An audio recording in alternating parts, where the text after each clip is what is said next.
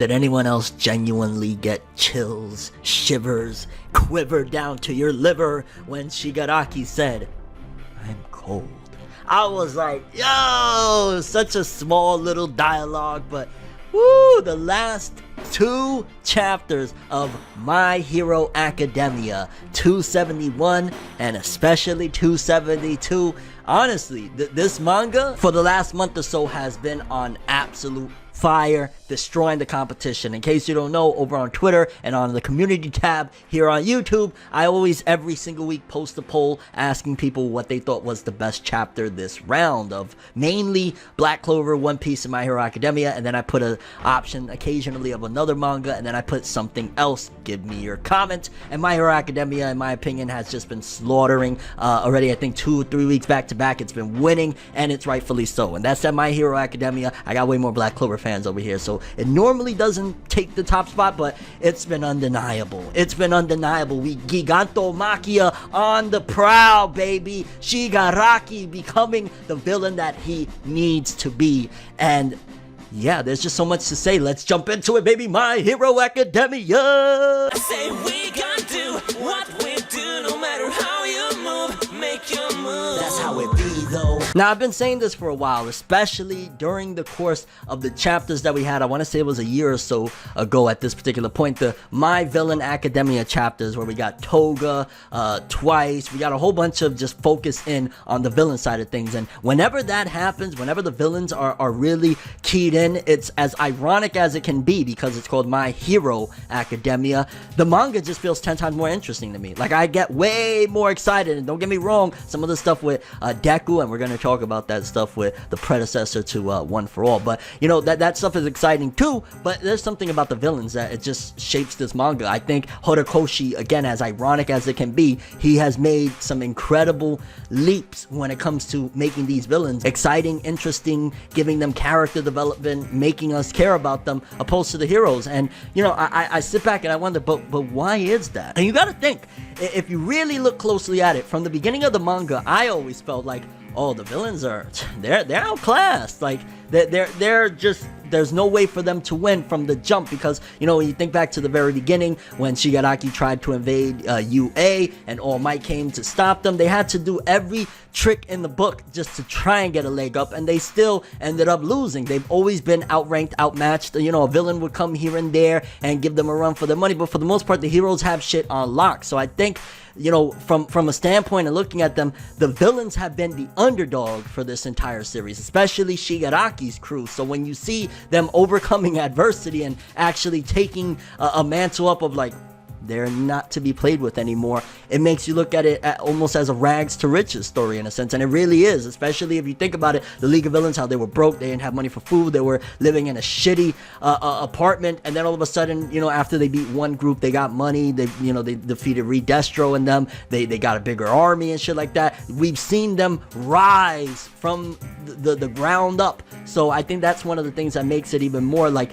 you wanna, in a way, root for the villains, or at the very least you feel sympathetic towards their cause or sympathetic towards them. You know, getting Shigaraki's backstory again, the character development, like these villains, they're really good, okay? They're really freaking good. Now, cutting back to 271 quickly, let's talk about Tokoyami saving Hawks, and the fact that even Tokoyami was like devastated looking at Hawks' back and the fact that it's missing. Dude got freaking fried the hell up. And you gotta look at it again, and maybe that's gonna be the theme of this video, of the perspective of the villains. When Dabi is like, yo, you see that dude right over there? Your man's right here, Hawks, he killed him. What do you got to say about that? And Tokoyami's response is, I just want to get my sensei out of here. He's like, oh, you can't even think for yourself. Very, very interesting. Like, you know, that not always everything is black and white. And if sometimes you look from the lens of the opposing party, you can see certain things. And from Dabi's perspective, it's like, wait, y'all the good guys, right? Y'all the, hey! But if you really think about it, Hawks just betrayed this guy twice, which twice he was disturbed, but there was a lot of good parts about him. So you stabbed him in the back, and killed him, and you, Tokoyami, think that y'all are the good guys? Yeah, you don't think for yourself at all. You're brainwashed. You're an idiot, so to speak. So definitely, again, insightful to look at where Dabi is coming from, where his perspective is, and why, like, yeah, he's definitely, of course, the villain, League of Villains, or whatever the heck they're calling themselves nowadays and shit like that, but there's some justified mindset that they have that you can't completely argue against when it's like, you just killed twice. I don't give a shit. Y'all supposed to be the heroes. You're supposed to save everybody, not kill, not become murderers. What the hell? And that's why I think I wouldn't be surprised if Hawks really does die by the end of all of this. Then again, you never know.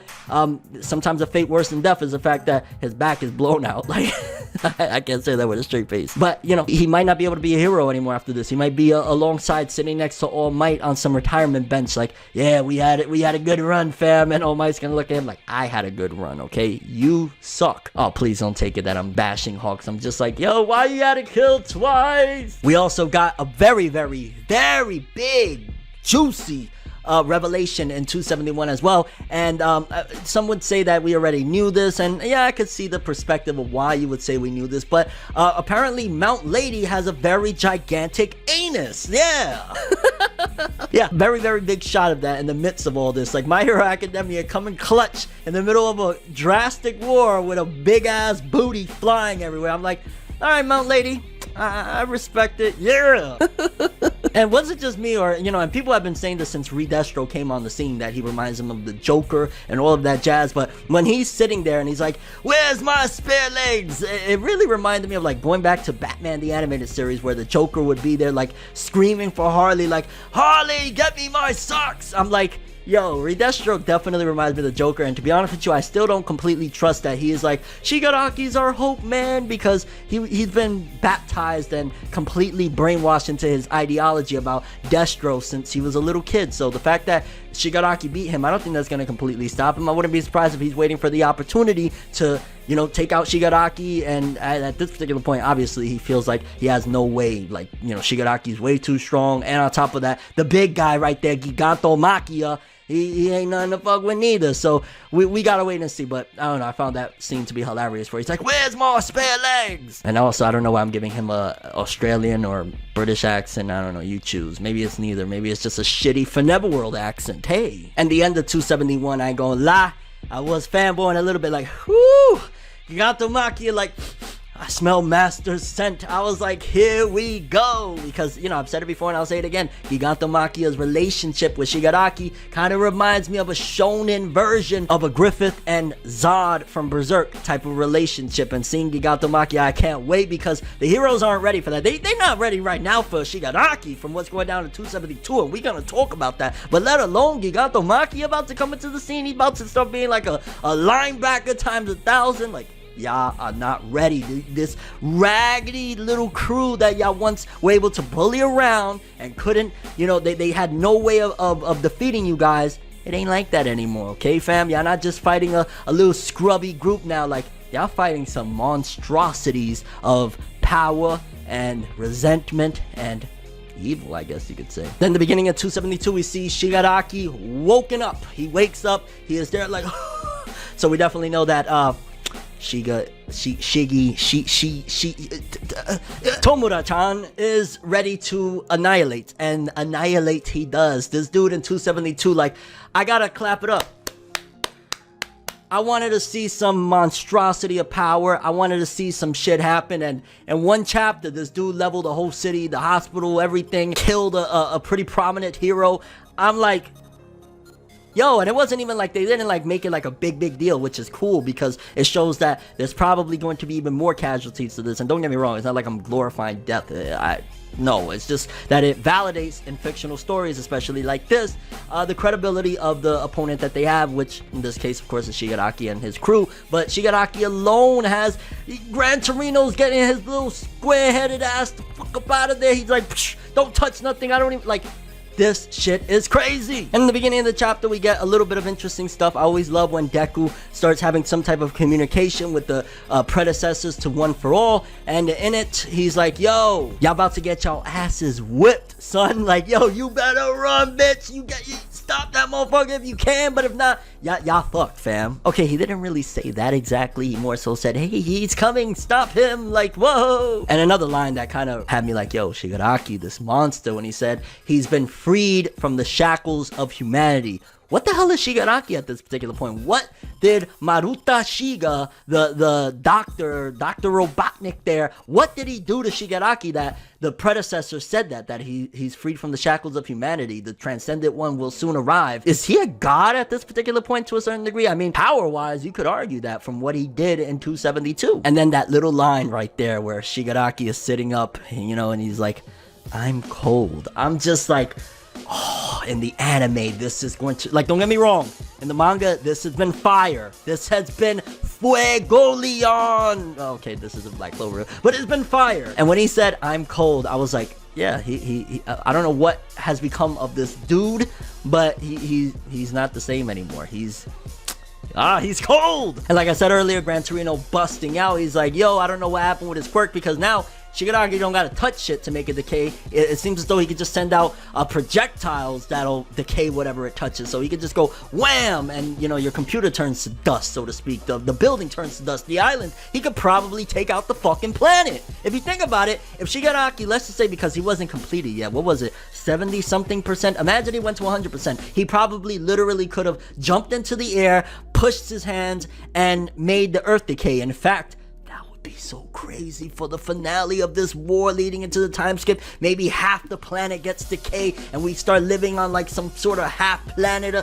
There's so many possibilities, and that would be freaking insane. That'll, power scale wise, like, you won't be able to argue much of how strong Shigaraki from the League of Villains has become if he's able to like destroy half the fucking planet. And it'd be a whole different manga. Like, Shonen Jump ain't ready for that. The readers ain't ready for that. Like a time skip where half the planet is, you know, the planet in its entirety is ruined and we only have half of it left, and we're trying to recreate society while villains, like, no, they're not ready for that. That would be insane, but that seems more like a seinen that is just out of our reach, because man, that would be so fucking fire. Oh my god. And while getting away Aizawa and some of the heroes, we get the first casualty, the first major casualty, which I'm gonna be honest with you, I have not liked the character. I have made several jokes in quite a few reviews now at this particular point. Crust, he bit the big one. I didn't feel really sad, to be honest with you. I mean, I felt bad for Aizawa, seeing his reaction. His eyes is like, boom, about to bulge out of his head, and then Crust gives the thumbs up. I think in the anime, I'll probably feel more for it, because, you know, you can imagine the music and everything. Like, maybe it'll make me feel for Crust more. Don't really care for Crust that much, so I didn't really feel anything other than, Shigaraki, you fucking monster, I love you, damn it. That's horrible, but it also shows where I'm at with my fandom of this series, is that I'm kind of rooting for the villains. I don't care if that's bad or whatever you want to say about me.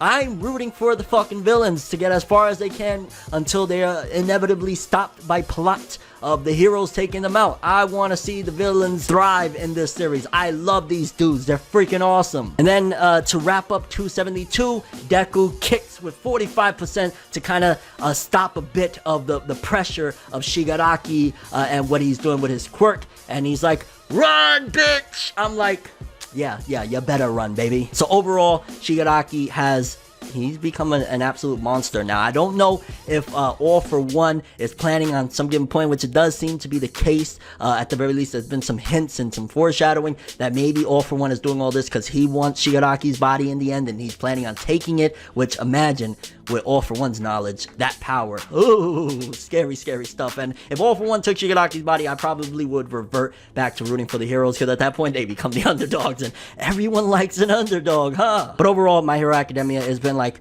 this chapter was a 9 out of 10, 9.5, you know, somewhere in that ballpark. I mean, Crust wasn't the biggest hero in the world, but he was prominent, and he died in a flick of a finger of Shigaraki just waking up being cold. So, curious what you guys think about this, though. Who's going to be the next fatality? What has Shigaraki become at this particular point? Who are you rooting for in this whole war that has broken out in My Hero Academia? Do you think Shigaraki can blow up half the fucking planet leading into a time skip, or they're not gonna get that freaking dark? And your your overall thoughts and expectations for My Hero Academia 273 and beyond. I'll be honest with you, it's been a while since I've been like, I love me some Black Clover, I love me some One Piece, I love my Chainsaw Man, Jujutsu Kaisen, you know, there's a lot of series that I love, but lately, last month or so, I am anxiously anticipating to the max My Hero Academia. Shit is good. But that is all I have for this one. Thanks for watching. I hope you enjoyed. If you liked anything I had to say or enjoyed the video, drop me a like. I'd greatly appreciate it. And if you want more from me, make sure to subscribe. Follow me on Twitter, Instagram. Hit that bell to get all notifications. And if you want to follow any of my other social media, links in the description below. I'm ForneverWorld, and as always, people, have an awesome day. And remember the golden rule. Anime and manga for life. Bye. Have an awesome day. Peace in, and I don't care. Go Shigaraki, get him!